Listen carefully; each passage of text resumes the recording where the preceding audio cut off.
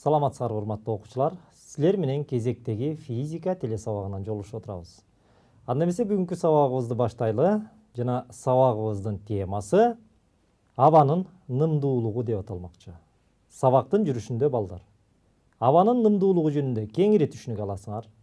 Абанын нымдуулугун өлчөө ыкмалары менен таанышасыңар жана абанын нымдуулугунун жашоо үчүн маанилүүлүгүн билесиңер.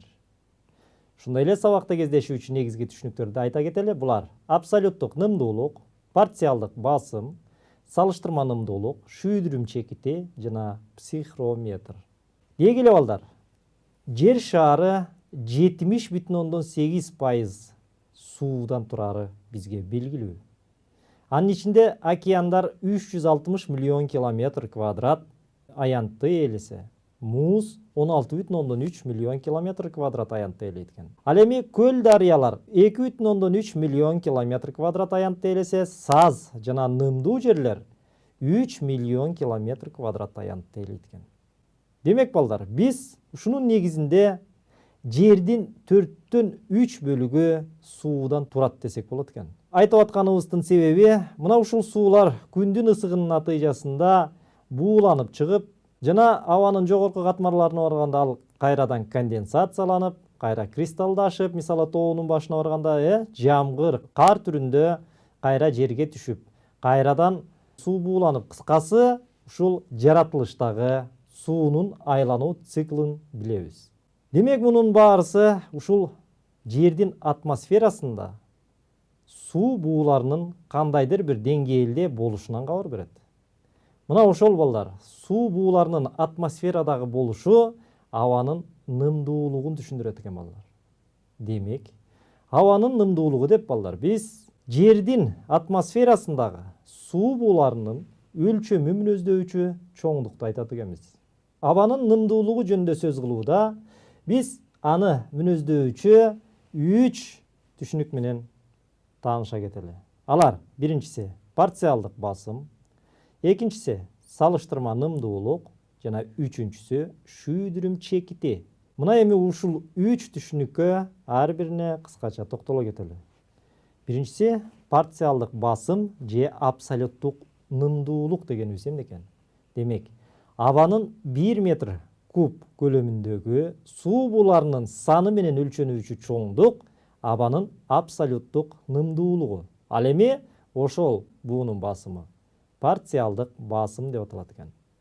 Элестетсеңер, мисалы баардык жагы 1 метр болгон кубду элестетсеңер, эгерде ушул кубтун ичинде суу буусунан башка газ жок деп элестетип турган болсок, анда ошол суу буусунун жасаган басымы парциалдык басым деп аталат экен дагы. Ал бирдиги албетте Ньютон бөлүнгөн метр квадрат же Паскаль басымдын бирдиги менен эле ченелет экен.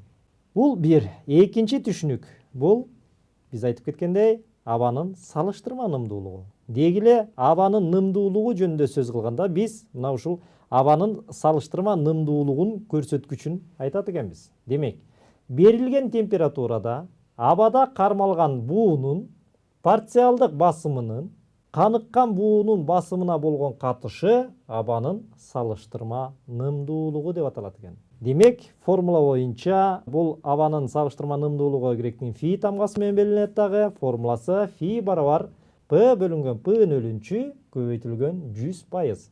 Демек, абанын салыштырма нымдуулугу пайыздык көрсөткүч менен берилет экен. Мында П дегенибиз ушул абсолюттук нымдуулук же парциалдык басым.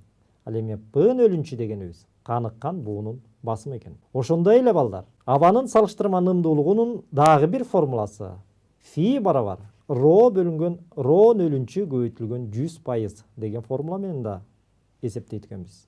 Мында ро дегенибиз ошол абадагы буунун тыгыздыгы берилген температурада, ал эми ро-нөлүнчү дегенибиз каныккан буунун тыгыздыгы экен. Мына ушундай формула менен дагы биз абанын салыштырма нымдуулугун эсептеп чыгарсак болот экен балдар. Эми албетте үчүнчү түшүнүк бул шүйдүрүм чекити. Шүйдүрүм чекити дегенибиз эмне экен? Абадагы суу буулары каныккан учурдагы температура шүйдүрүм чекити деп аталат экен. Бул температураны ТШ деп белгилеп алабыз. Демек, ТШ дегенибиз ошол шүйдүрүм чекитинин температурасы экен. Бул үчүнчү түшүнүк боюнча биз кеңири сөз кылсак болот.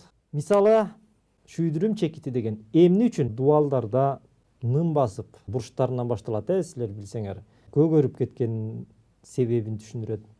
Ушундай эле эмне үчүн эртең мененкисин жайкысын көбүнчө эшикке чыксаңар, моундай болгон өсүмдүктөрдө суунун тамчыларын байкайбыз, же болбосо айнектерде эле суунун тамчылары пайда болот. Мына ушуну дагы түшүндүрүп берет экен шүйдүрүм чекити деген. Жана ошондой эле мисалы муздак суу аккан түтүкчөлөрдө дагы мындай болгон суунун тамчылары пайда болот. Жана кышкысын эмне үчүн айнекте аяздын сүрөтү деп коебуз, ушундай болгон ар кандай укмуштуудай кооз муздан сүрөт тартылып калат. Мына ушуну дагы түшүндүрөт экен балдар. Ушул жерде айтып аткан кубулуштардын баарысын түшүндүрүүдө эки факторду же болбосо эки чоңдукту эске алышыбыз керек экен. Булар биринчиси температура, экинчиси болсо абсолюттук нымдуулук же болбосо буунун тыгыздыгы десек болот экен.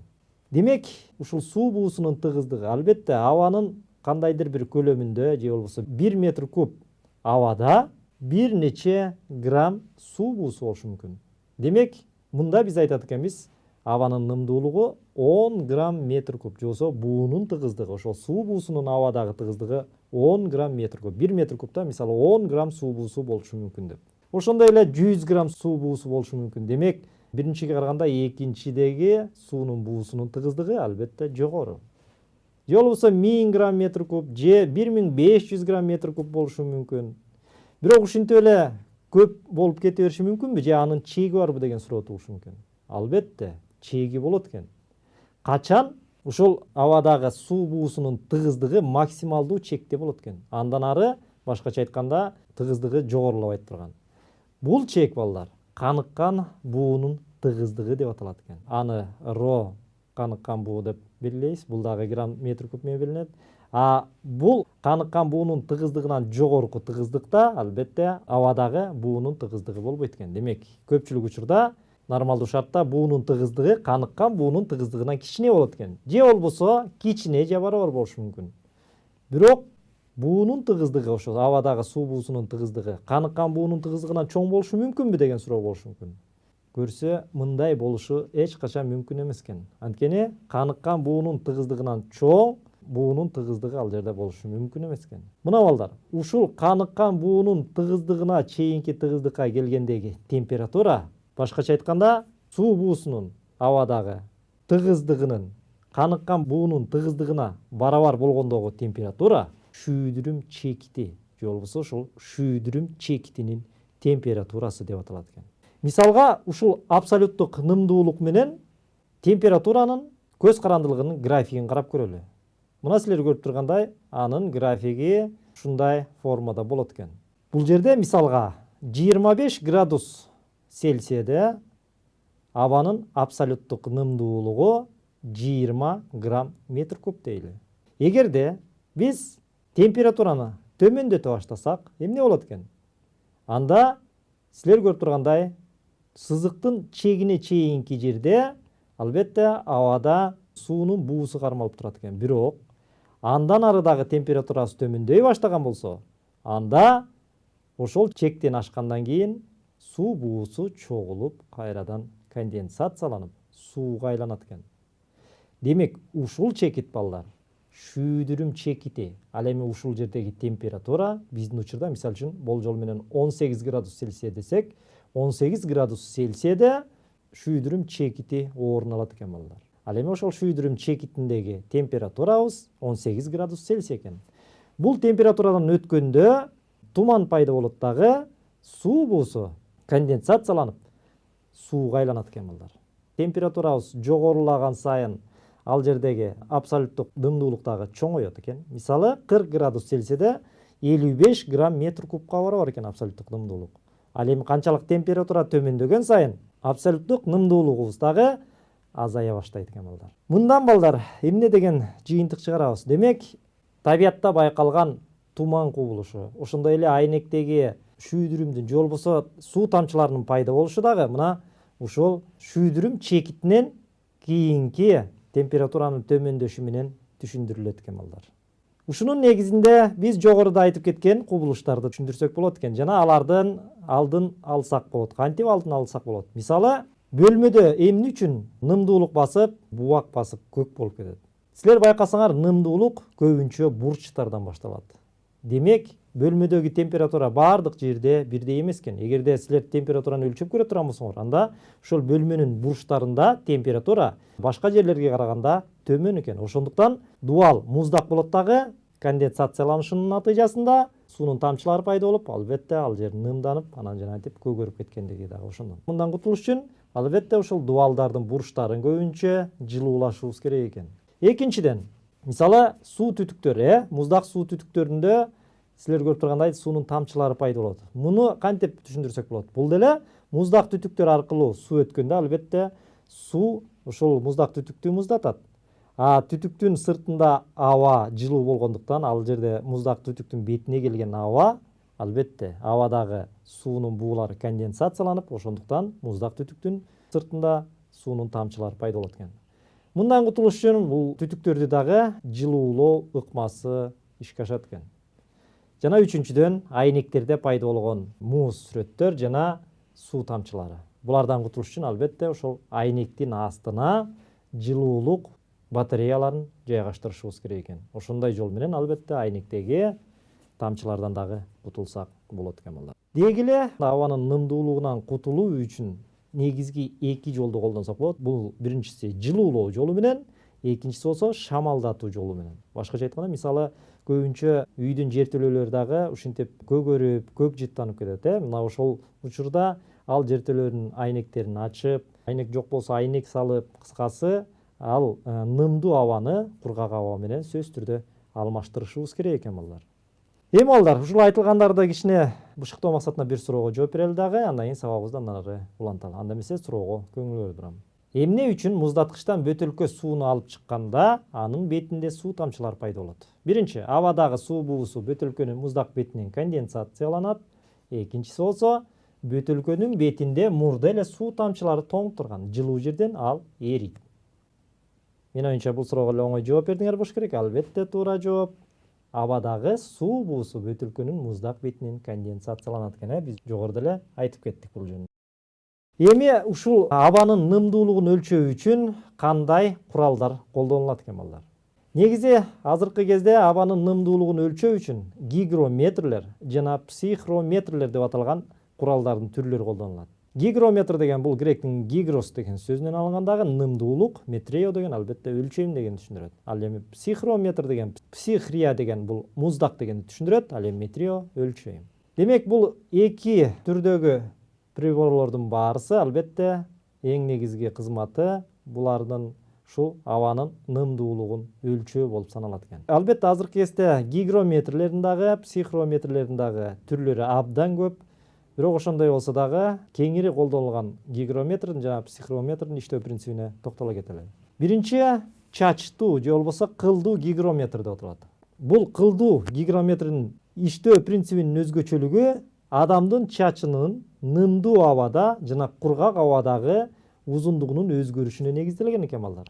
Мына силер көрүп тургандай түзүлүшү биринчи чач, ушул чачка жүк илинет дагы жана ушул чач менен жебе ролиги байланышкан болот. Качан эгерде аба нымдуу болсо, анда чачтын узундугу өзгөрөт дагы, ал роликти кыймылдатып, жебени кандайдыр бир бурчка кыйшайтат экен. Ошонун негизинде демек абанын нымдуулугу эсептелинет экен. Ал эми кургак абада болсо ал жебе кайра баштапкы абалына келет экен.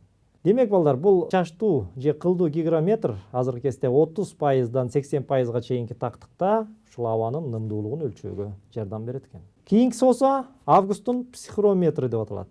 Мунун түзүлүшү кандай? Же болбосо иштөө принциби эмнеге негизделген? Мунун иштөө принциби мына силер көрүп тургандай 2 термометрден турат. Бир термометр кургак, экинчи термометрдин учу болсо нымдалган кездемеге бириктирилген болот. Ушул жерден нымдалган кездеме буулануунун натыйжасында термометрден жылуулукту алып чыгат, башкача айтканда термометрди муздатат.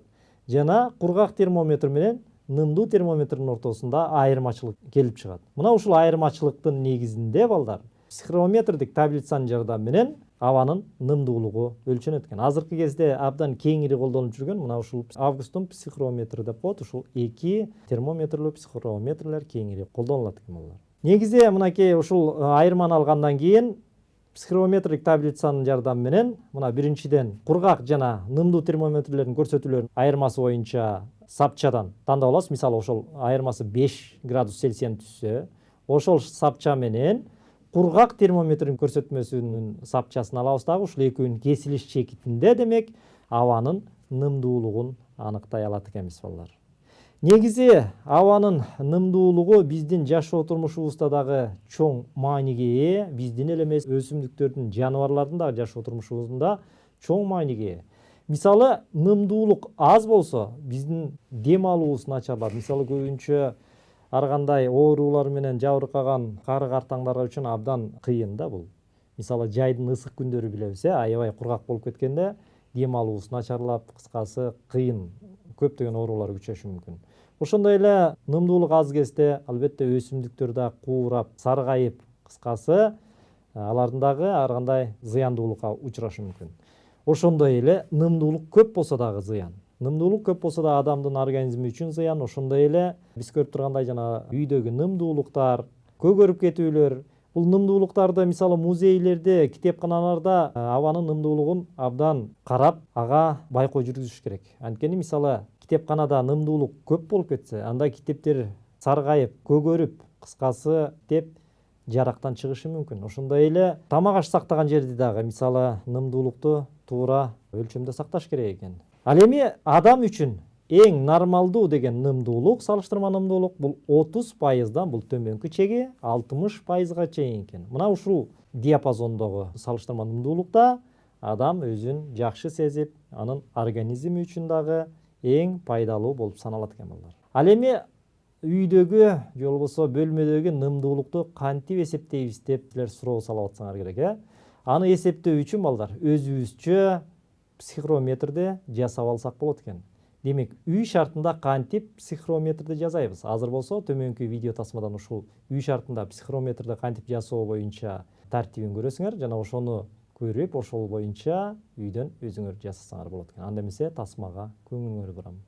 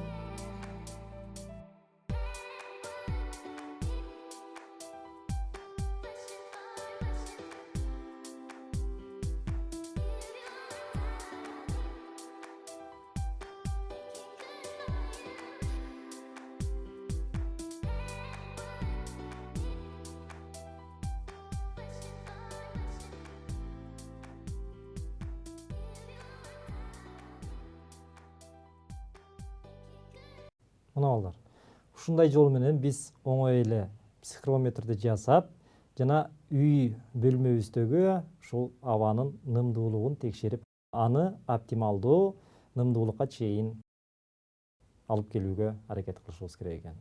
Анда эмес балдар, ушул айтылгандарды бышыктоо иретинде дагы бир суроого жооп берели дагы, андан кийин сабагыбызды жыйынтыктайлы. Демек, Августун психрометриндеги термометрлердин көрсөтмөлөрүнүн айырмасы эмнеге негизделген? Биринчи, абадагы жана суудагы температуралардын айырмасына негизделген. Экинчиси, буулануу кубулушунун негизинде температуранын төмөндөшүндөгү айырмасына негизделген. Мен оюнча бул суроого оңой эле жооп бердиңер болуш керек. Албетте туура жооп буулануу кубулушунун негизинде температуранын төмөндөшүндөгү айырмасына негизделген экен балдар. Анда эмесе ушуну менен сабагыбызды жыйынтыктайлы. Бүгүнкү сабакта балдар биз силер менен абанын нымдуулугу жөнүндө сөз кылдык. Жана ошондой эле абанын салыштырма нымдуулугу деген эмне экендигин билдик. Жана абанын нымдуулугун өлчөөчү куралдары психрометрлер жана гигрометрлер менен тааныштык. Анда эмесе балдар, ушуну менен биздин бүгүнкү сабагыбыз аягына келип жетти. Кийинки сабактан жолугушканча сак саламатта туруңар.